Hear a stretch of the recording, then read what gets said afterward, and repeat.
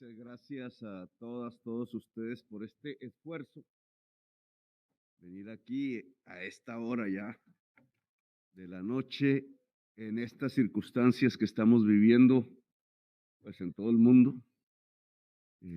No es fácil llenar a un auditorio de este tamaño en la capital de España. Les agradezco mucho su presencia. No sé si vamos a... Les agradezco mucho su presencia.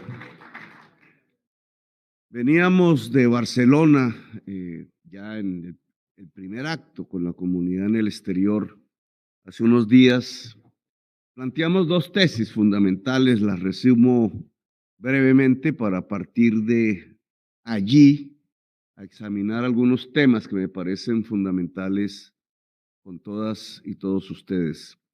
Planteamos que la política internacional del gobierno del Pacto Histórico priorizará fundamentalmente la lucha contra el cambio climático, dado que es el principal problema de la humanidad, dado que Colombia podría ser afectada enormemente y en el corto plazo, dado que no es para nosotros los colombianos, las colombianas, un tema que podríamos llamar problemático, sino al contrario, puede ser una enorme oportunidad de desarrollo, de una manera diferente de entender la economía, la sociedad, el mismo Estado, porque Colombia, uno de los países más hermosos de la tierra, precisamente si se reconcilia con la naturaleza, tiene un camino enorme, una potencialidad enorme, una capacidad que nos podría colocar como aquello que dijimos en Barcelona, como una de las potencias mundiales de la vida. Y dijimos que la tarea prioritaria del cuerpo diplomático y consular del próximo gobierno ya no será la de simplemente repartir canonjías, embajadas, consulados a la vieja oligarquía del país, sino que allí se colocará un cuerpo profesional en su mayoría dispuesto a servir, dispuesto a priorizar como su actividad fundamental el que se restablezcan los derechos fundamentales de la ciudadanía colombiana en el exterior, en cada país de la tierra. Que el colombiano y la colombiana sean vistos como seres humanos, no como esclavos. Que tengan la posibilidad de dignificar su existencia, ya que tuvieron que escapar de Colombia muchísimas veces por las condiciones sociales, muchísimas veces por las políticas, muchísimas veces por las condiciones de violencia, saliendo quizás aterrorizados del país, puedan lograr en los espacios donde se hayan asentados dignidad, decencia, ser seres humanos y tratados como tales por los diferentes estados del mundo. Esa es la prioridad de un cuerpo diplomático en un gobierno que represente el cambio, que represente a la sociedad de base, a la sociedad genuina, a la gente que trabaja, a la gente humilde del país, a la gente toda de Colombia, porque al final el gobierno que nos proponemos será el gobierno de todas y todos los colombianos. Eso dijimos en Barcelona. Venidos aquí a Madrid, en un día que hoy ha sido intensísimo, desde muy temprano, hemos confrontado, en cierta forma, la realidad política que existe en este país que hoy nos da cobijo. Dialogamos con las principales fuerzas que están en el gobierno, con muchos de sus ministros, ministras, con el jefe del gobierno, el presidente Pedro Sánchez, con expresidentes que fueron de España, tratando de capturar lo principal que pudiéramos obtener como una especie de enseñanza para aplicar en lo que será el primer gobierno democrático de Colombia.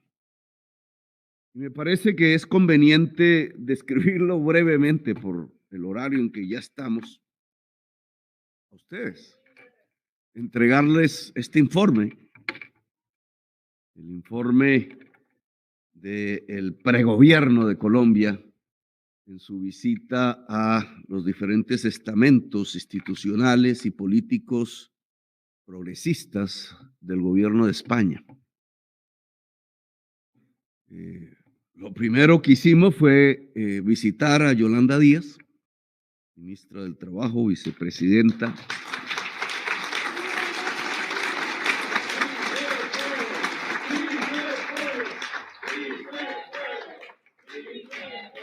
Allí recogimos una tesis que me parece fundamental, dado que quizás uno de los primeros logros desde el punto de vista laboral en un mundo que ha visto durante las últimas décadas, ya bastantes, un deterioro permanente de la organización obrera, de las condiciones laborales de miles de millones de trabajadores y trabajadoras en todo el orbe. Quizás uno de los primeros pasos para cambiar este tipo de proceso de deterioro de las condiciones laborales se ha dado precisamente en España. No es el único, obviamente, pero me parece que es importante por el simbolismo que representa. Y es ese pacto que Yolanda Díaz construyó a través de diálogos permanentes con el empresariado español y con el movimiento obrero y sindical de este país, y que logra, digamos, como un mínimo, el que retrocedan los contratos basura y que se establezcan mejores condiciones tanto de negociación laboral como de estabilidad laboral para el pueblo trabajador de España. Sé que es imperfecto, sé que habrá críticas, sé que se quisieran más cosas, pero para nosotros es importante porque en Colombia tenemos millones de trabajadores y trabajadoras absolutamente condenados casi a una esclavitud laboral, a contratos que duran a veces semanas, bajo los cuales, sobre todo en el caso de las mujeres, se cometen indignidades delictuosas, acoso sexual, que ha deteriorado completamente la estabilidad, incluso psicológica, de hombres y mujeres que trabajan en el país, que los ha condenado a una inestabilidad que termina rompiendo familias, territorios, que termina rompiendo la vida misma. Hoy podríamos llevar como ejemplo lo que aquí ha acontecido para tratar de realizarlo en Colombia. Invitar al empresariado colombiano y al movimiento obrero colombiano y sobre todo a esa existencia de millones de trabajadoras y trabajadores que ni siquiera tienen un principio de organización. Organizar trabajadores en Colombia es casi una declaratoria de muerte. Muchos aquí lo saben. Miles de líderes sindicales fueron asesinados y siguen siendo asesinados en el país en unas circunstancias que hacen que prácticamente hablar de sindicato, que hablar de huelga, que hablar de salario, que hablar de estabilidad laboral se conviertan en pecados, en hechos pecaminosos, cuyo resultado final no es más sino la muerte del trabajador, del que dirige, del que organiza, de la que organiza. Pero creo que si hablamos de pacto histórico, un pacto entre el empresariado, el Estado y la gente que trabaja en el país en el sentido de garantizar más estabilidad laboral es fundamental. Esa idea aquí construida en el Ministerio de Yolanda Díaz, hoy hecha decreto gubernamental, me parece fundamental para ser discutido también en Colombia. Visitamos después a Johnny Belarra, Allí hablamos de un tema un poco preocupante desde el punto de vista mundial. Se había propuesto unos objetivos que llamamos en Colombia los objetivos del milenio. Se llamó así en el mundo. Incluso como alcalde vine aquí, invitado por el Papa, a Italia, a Roma, en un evento de centenares de alcaldes a examinar las formas como se había tramitado y se había avanzado en estos llamados objetivos del milenio que tenían que ver con temas, en el fondo, simples desde el punto de vista de entenderlos, como cuidar la infancia, como disminuir las tasas de morbilidad, como superar la pobreza, como superar el hambre, cosas que muchas sociedades han alcanzado en la tierra, pero que la mayoría de la humanidad no. Ser seres humanos son los objetivos del milenio y no se alcanzaron. Estos hechos que tienen que ver con la pandemia, que tienen que ver con la parálisis mundial, que tienen que ver incluso con un incremento inusitado de la desigualdad social a escala mundial, han hecho que ahora los objetivos de milenio se llamen Agenda 2030 y que la fecha se haya postergado. En el ministerio de Johnny Belarra se está tratando de acelerar los objetivos con todas las dificultades que eso implica para España. Pero a mí me parece que el pacto histórico en Colombia los tiene que garantizar. Es decir, que el programa real del pacto histórico es cumplir los objetivos del milenio. Cuando nosotros hablamos una palabra que se tornó movimiento político y que era la consigna central de la alcaldía, la Bogotá humana, que se transformó fue en la Colombia humana, y la Colombia humana no es más sino reconstruir el ser humano en Colombia. Todos de alguna manera, y aquí hemos visto eh, en, en toda la descripción del dolor que aquí se ha hecho de las personas aquí presentes, que es una parte del gran dolor nacional. En el fondo, lo que existe es una historia de la destrucción del ser humano, de la humanidad en un territorio que se llama Colombia. Por algo los abogados hablan del crimen contra la humanidad.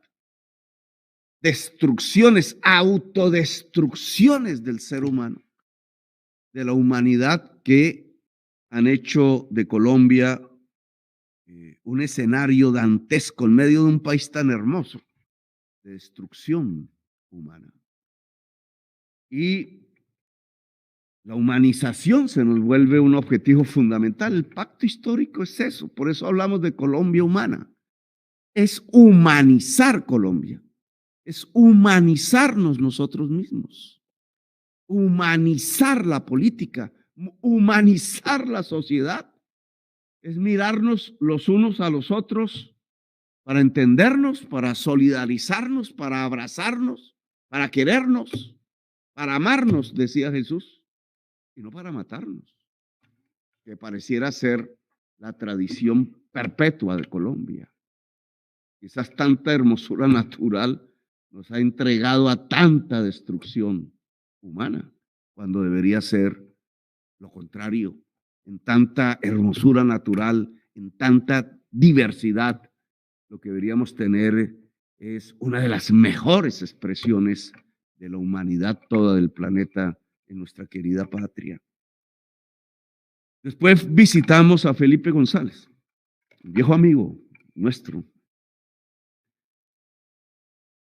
Felipe González nos enseña algo que me parece clave para la historia de Colombia. Lo hemos conversado desde antes. Ahora lo volvimos a recuperar, digamos, en la conversación que tuvimos. Espero no sea la última. Con Felipe González hablamos de la transición. Esa palabra creo que tenemos que utilizarla mucho en el próximo gobierno porque seremos un gobierno de transiciones, el gobierno de las transiciones. Aquí en España se operó una, la de la dictadura franquista a la democracia, con todas sus imperfecciones. Un camino pacífico de transición de una terrible dictadura asesina, del fascismo, porque así es como hay que llamarlo, del fascismo, hacia una democracia moderna europea, con los problemas de la democracia europea, quizás la partidocracia, etcétera. Pero lo lograron pacíficamente. Lograron algo ahí que me parece esencial, y es que aquí existía una fuerza pública franquista, es decir, fascista, heredera de una victoria militar contra los republicanos, en una especie de contravía de la historia, que al final pues se reprodujo en la Segunda Guerra Mundial y dejó en toda Europa 50 millones de muertos hasta que el fascismo fue derrotado, menos en España. Y la transición que aquí nos enseñaron es que esa misma fuerza pública pudo modernizarse. Yo usaría la palabra democratizarse, es decir, ponerse bajo el control civil, ponerse bajo el control del derecho de la humanidad. También con sus imperfecciones, indudablemente, hubo un golpe de Estado después de la muerte de Franco. Pero no es importante ese mensaje para lo que tendría que hacer el próximo gobierno del Pacto Histórico en Colombia. Si lo que tenemos que hacer es precisamente una transición de, para decirlo con suavidad, un autoritarismo, pero para decirlo con claridad, de un fascismo a la colombiana, que es heredero del que estaba aquí, hacia una democracia. Esta no al estilo europeo, una democracia viva, multicolor, latina, latinoamericana, afro, indígena, en la diversidad misma de lo que significa nuestra sociedad. Pues creo que precisamente recoger la lección de cómo una fuerza pública que ha sido llevada al deterioro de derechos humanos, a una guerra permanente, vivir sobre las armas para cualquiera de los contendores, siempre degrada. Tocayo Gustavo, que lo vivimos, siempre degrada. Por eso la paz en sí misma es una humanización, porque la guerra en sí misma, por definición, es una deshumanización. ¿Cómo lograr que esa fuerza pública que lleva décadas en el conflicto violento de Colombia, en unas condiciones incluso de degradación como las que mostraron los miles de jóvenes asesinados sistemáticamente por funcionarios públicos armados, no hace menos de una década, o lo que acaba de acontecer en este gobierno con las movilizaciones juveniles, que muestra esa degradación de una fuerza pública cuya culpabilidad no reside en el general, ni en el coronel, ni muchísimo menos en el soldado o el policía, sino que reside en quien se sienta en una mesa en el Palacio de Nariño a diseñar unas estrategias que llevan a la fuerza pública al asesinato y no al respeto del derecho de la humanidad. ¿Cómo llevar esa fuerza pública al control civil, a la profesionalización, al control que ejerce los derechos humanos como parte esencial de una democracia? Aquí hay una lección que aprender. Y después hablamos, y lo voy a decir aquí en la Casa del Pueblo, con empresarios. Me sorprendió la reunión, porque vienen diciendo allá, Uribe hoy estaba histérico en el Twitter. A medida que iba avanzando esta agenda,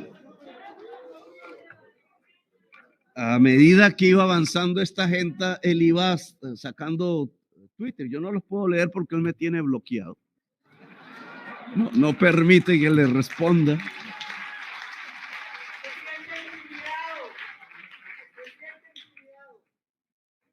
Pero me mostraban, iba subiendo de tono y de tono y de tono, que me reunía con comunistas, que no sé, ya eso es pecado. Allá es pecado. Y pues me reuní con un poco de empresarios que de comunistas no tienen pero ni un pelo.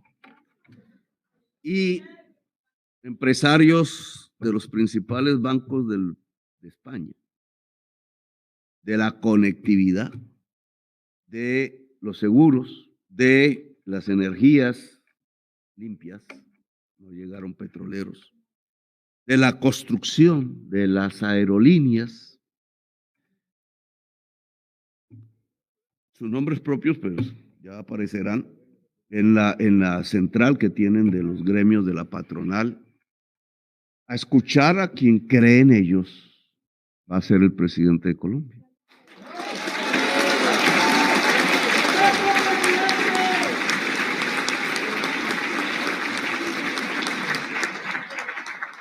No hablamos de negociados, no hablamos de, bueno, ¿y ese presidente cómo puede recibir por ahí una tajada de algún negocio de venta de servicios públicos de parte del Estado, cosas por el estilo?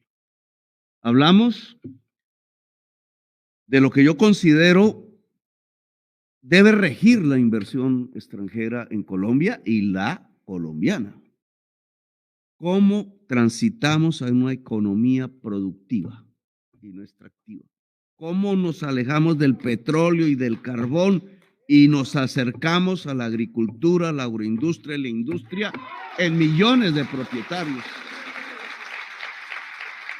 ¿Cómo se democratiza el crédito? ¿Cómo podemos cambiar la matriz de la energía en Colombia para volverla 100% limpia? ¿Cómo cambiamos la matriz de movilidad para que no se base como hoy 100% en gasolina y combustibles fósiles? ¿Cómo el conocimiento podría ser la base de la nueva producción como es en el siglo XXI y que implica entonces una infraestructura del saber, de la escuela, de la universidad pública que pueda ser asequible al conjunto de la juventud? ¿Cómo la conectividad se puede convertir en un derecho real de la sociedad colombiana? Porque allí está la información del mundo. ¿Cómo podemos construir una economía descarbonizada? Temas que son pertinentes para el siglo XXI, para el momento actual, para la contemporaneidad. Por eso yo ya no le voy a responder más a Uribe, ni siquiera lo voy a volver a mencionar. Aquí tendremos que hablar de estos temas. Cuando se habla de conectividad, lo único que puede mostrar este gobierno es que se abudinearon, compañeros y compañeras españoles, les voy a traducir esa palabra después, los recursos para que el campesinado tuviera internet. Eso es lo único que pueden mostrar. En medio de los insultos es que se han saqueado el Estado. Hablando precisamente con estos integrantes del gobierno español, una de las ministras nos decía, bueno, le pregunté, ¿cuánto ha aumentado la pobreza en España en virtud de la crisis de la pandemia? Entonces ella me dijo 1%. 1%. Miren ustedes cuánto ha aumentado la pobreza en Colombia el año pasado, en la crisis de la pandemia. Y resulta que pasamos del 20 al 39% y hoy la mitad de la población tiene hambre. ¿Cuál es la diferencia si es el mismo virus? O sea, ¿por qué aquí disminuye la pobreza 1% y en Colombia decenas de puntos? Llegando a empobrecer a la mitad de la población. Solo en la ciudad de Bogotá, 1 millón de personas que eran de la clase media pasaron a la pobreza, según las estadísticas del DANE. Solo en Bogotá, en la ciudad de Barranquilla, aquí de los compañeros, y no sé qué se hizo el senador que es de Barranquilla, Armando Benedetti. Solo en Barranquilla las estadísticas dicen que el 65% de la población no come 3 veces al día. ¿Cómo es que, siendo el mismo virus, es tan diferente en Estados Unidos, que es recapitalista o no? Es diferente en España, que es recapitalista o no, que en Colombia, que no me atrevo a decir que es recapitalista, sino más bien feudal, narcofeudal.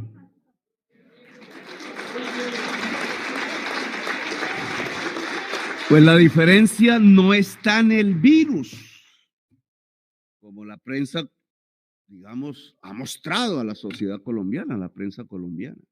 No, la diferencia está es en la política gubernamental. Las políticas gubernamentales implementadas aquí o en Estados Unidos, incluso con Trump, fueron para proteger del hambre a las familias que se tenían que confinar. Fueron para proteger el empleo. Aquí hablan de los ERTES, subsidio con dineros oficiales de las nóminas de la mayor parte de las empresas. En Colombia hicieron lo mismo, 60%, pero para las 1,000 más grandes empresas, que es donde no está el empleo. Dejaron 600,000 pequeñas, micro y medianas empresas quebrar y allí fueron a la calle millones de trabajadores, la mayoría mujeres, la mayoría jóvenes, y allí es que se produjo el hambre, que todavía subsiste, que todavía subsiste. Esa es la diferencia no fue del virus del COVID, la diferencia fue del virus de la política económica colombiana, que si lo ponemos en epítetos ideológicos, pues lo que permitió que Europa no se hundiera en la pobreza y que en Estados Unidos incluso disminuyera la pobreza, es que aquí hicieron políticas socialdemócratas para enfrentar al virus. Y en cambio en Colombia lo que hicieron fue políticas neoliberales para enfrentar el virus.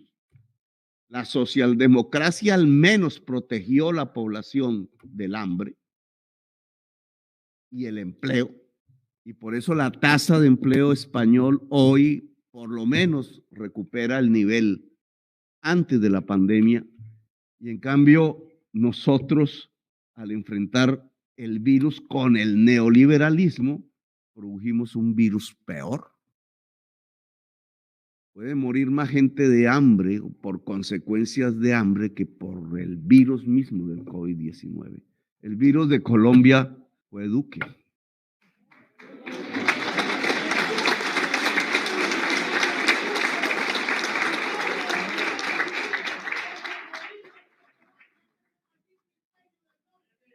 Y finalmente nos encontramos con el presidente del gobierno español, Pedro Sánchez, en la sede del Partido Socialista Obrero Español.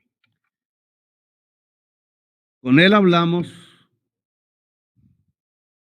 porque obviamente podría ser una primera reunión de una segunda en donde ya se encuentren es jefe de gobierno, jefe de Estado.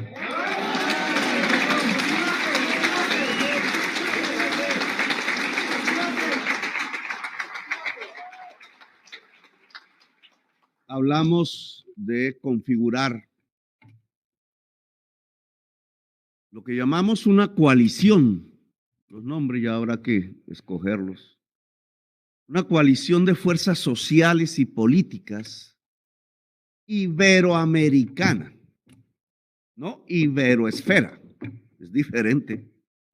Cuando se habla de iberoesfera, desaparece América.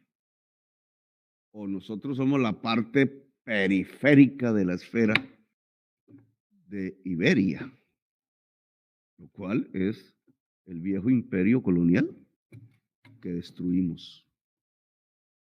No, iberoamericana es que América es igual que la Iberia y que la Europa, que no es uno menos y otro más, no es uno que se subordina y otro que domina, no, es que hablamos entre iguales, seres humanos iguales.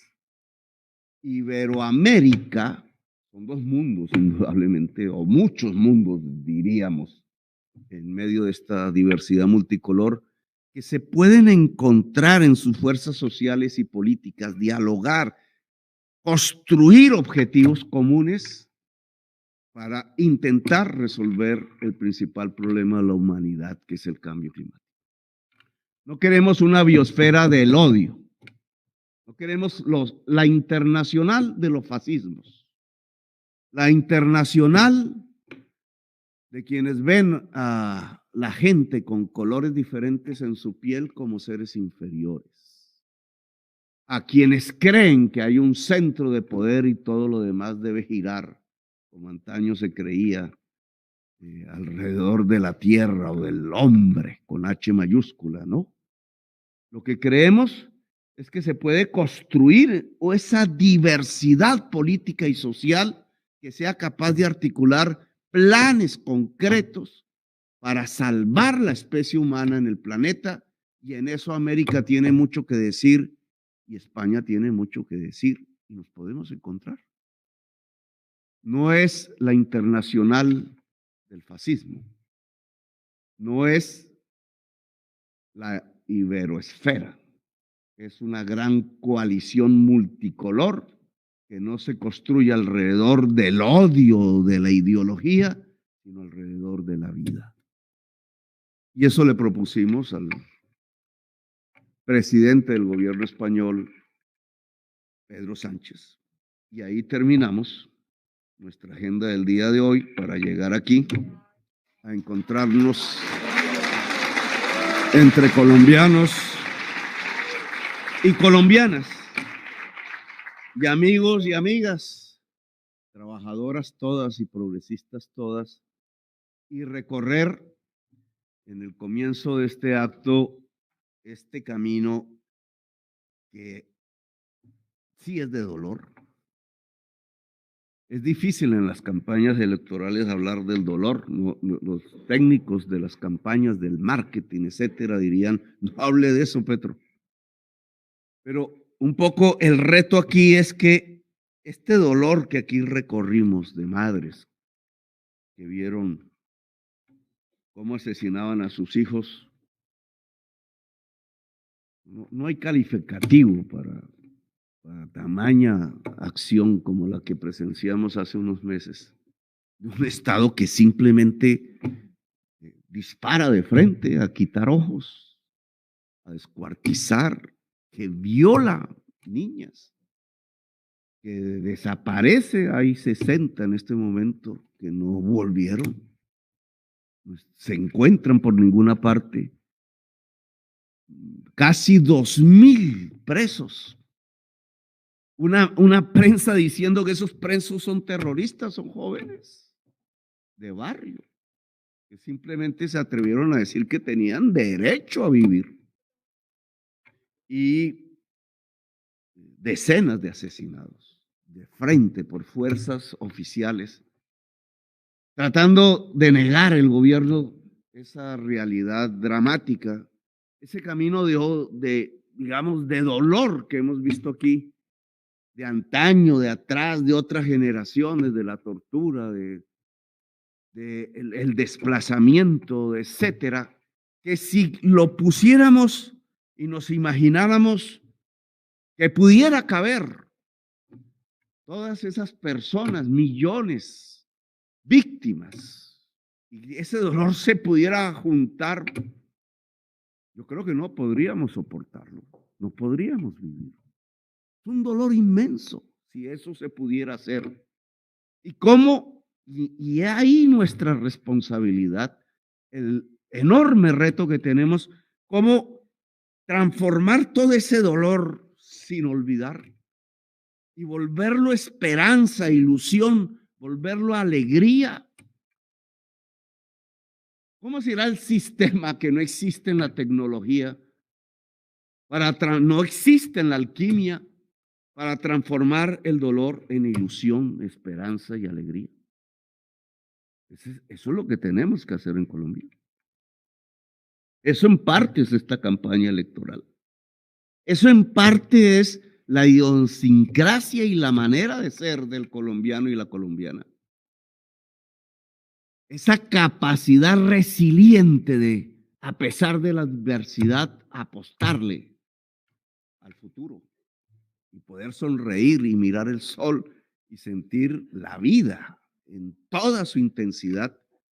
Cómo ese inmenso dolor se puede convertir en una gran ilusión y cómo esa gran ilusión puede ayudarnos a hacer una fuerza que pueda cambiar en realidad la historia de Colombia. Esa magia, porque al final se trata de una magia. Como todo en Colombia, la magia de transformar dolor en esperanza y cambio real de la sociedad para que no vuelva a ocurrir.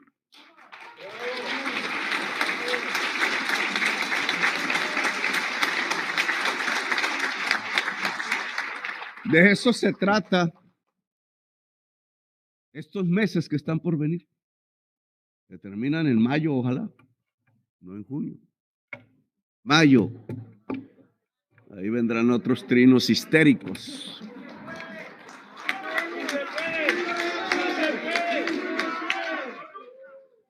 Para hacer, porque al final del dolor a la esperanza y al cambio es transiciones.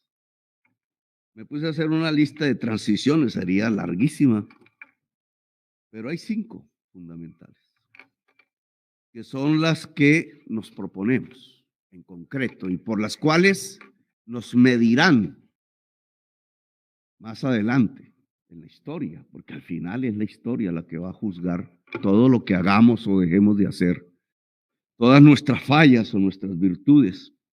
5 transiciones.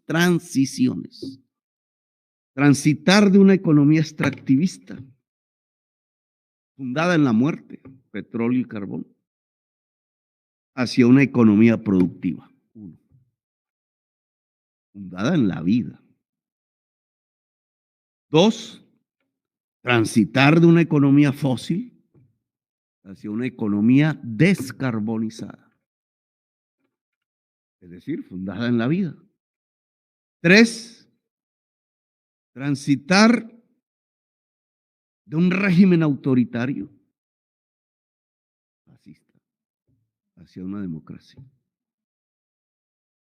4.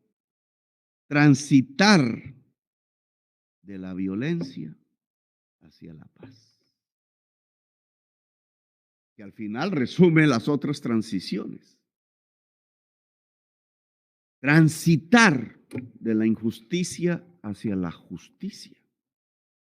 Cuando hablamos de justicia, hablamos de igualdad, hablamos de equidad, hablamos de abrir las oportunidades, hablamos del saber, del conocimiento, hablamos de la mujer y del niño, todo en plural. Porque si no, ¿cómo se construye la igualdad? Leía en un libro de feminismo que me regaló mi hija ahora, el 24, el regalo de Nochebuena, hecho aquí en España, que no lo conocía, fíjese, uno va aprendiendo cosas. Los revolucionarios franceses le quitaron la cabeza a las revolucionarias francesas.